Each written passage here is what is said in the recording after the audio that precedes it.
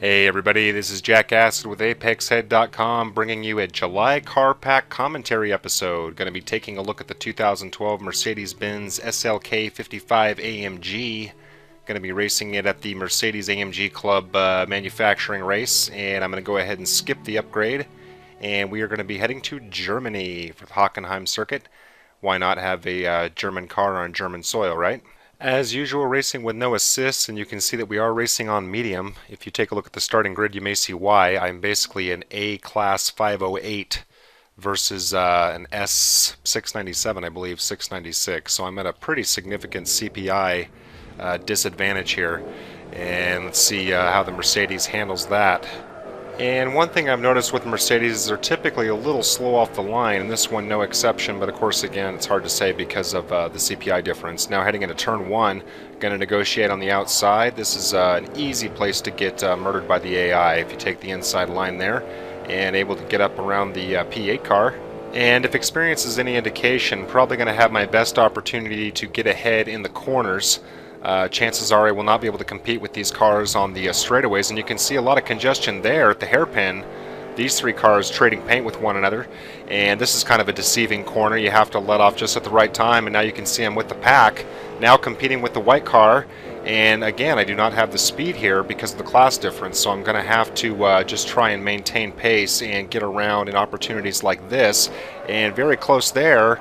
That corner came up on me quickly. Going to go ahead and glide around, trying to get around this blue and yellow car, and it looks like a three-pony race. 3 cars wide heading into this corner, and going to slow down and let them by, but no, they do not take advantage. I was trying to let the AI by there. I didn't want to make contact, and now you can see that I got to worry about the yellow car on my left, and he drops well back around that corner, so very, very dicey through there. And already up to P4, and that's a good sign. As I've mentioned in previous videos, usually the top 3 cars are usually the fastest of the race, so really I want to get up with this group, because even though I can pass them in the corners, don't forget they have a significant straight line speed advantage over me.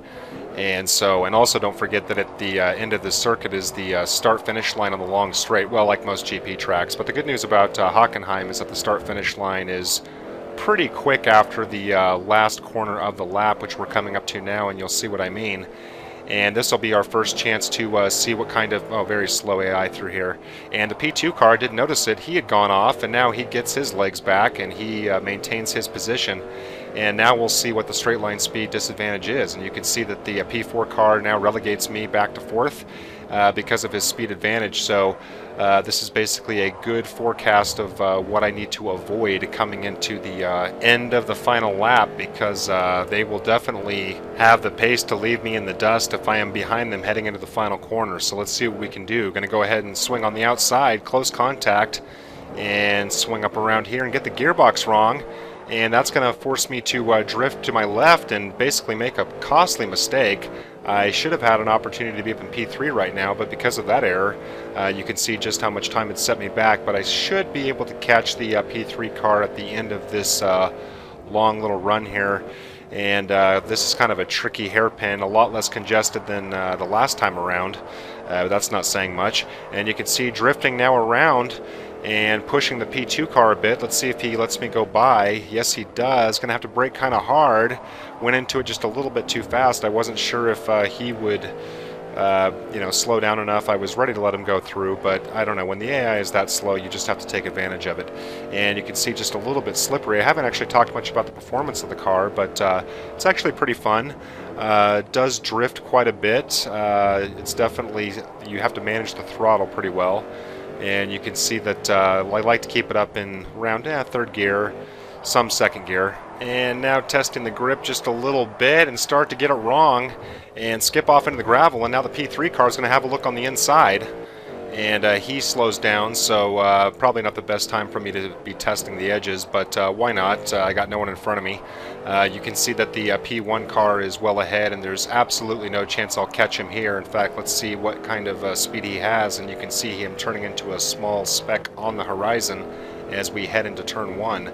So I'm definitely going to want to be closer to him at the end of the lap here, the final lap which we're on. And you can see I'm still testing the grip a little bit, and again, because I have no one in front of me, why not? As long as I don't get it too wrong. But I'll worry if I'm heading into Sector 3 and I'm as far back as I am now, but right now able to close the gap and get the gearbox a little better this time around. And because we are on the third lap, this is not the time to be making mistakes. I'm going to have to play it cool if I want to catch him. And you know, I'm just noticing how much I miss the really long, sharp hairpin configuration of Hockenheim. You can see the cones there on the left-hand side. I kind of miss going all the way down there. You can see the P1 car skipped off into the dirt a little bit and able to maintain a pretty good line through that hairpin. And now I want to start turning up the heat a little bit, and he slows down significantly there. And that's a really difficult place to pass. This is okay if you can get on the outside like I'm doing here, but I'm going to go ahead and wait until the track widens out and go ahead and ride behind him, and this should be my opportunity down here. The AI slows down pretty good. Going to have a look on the inside, or am I? Have to slow down. Usually you can pass on the inside there, but I ran out of room, and now we're heading into the last few corners here, and I definitely want to be aggressive. I have to get in front of him now or never. And you can see we're going to go ahead and test his nerves a little bit as we get close enough to basically kiss his mirror there, and able to get up into P1, but let's not underestimate these last few corners. They are deceiving. And I've basically learned on that particular corner, if you drop into second gear and do a hard right, you can hold your line pretty well. But you can see the AI is also holding their line well and having a go on the outside and barely able to get in front of him to squeeze out the victory. That was probably a bit of blocking on my part, but that's okay. It was a pretty hard-fought race. So pretty fun. Like the BMW, haven't done a lot of Mercedes cars. I'm going to have to look into more of them. I hope you guys have enjoyed watching this video today. If so, please feel free to check out my other videos. I've got several Forza 4 videos posted, as well as a commentary playlist. And I also have an F1 2011 playlist for my I Am No Expert series, basically taking you through the first season in career mode. And just a quick question before I leave you guys. I was getting into a conversation with a subscriber concerning why I post basically two of the same gameplay videos, one with commentary and one without.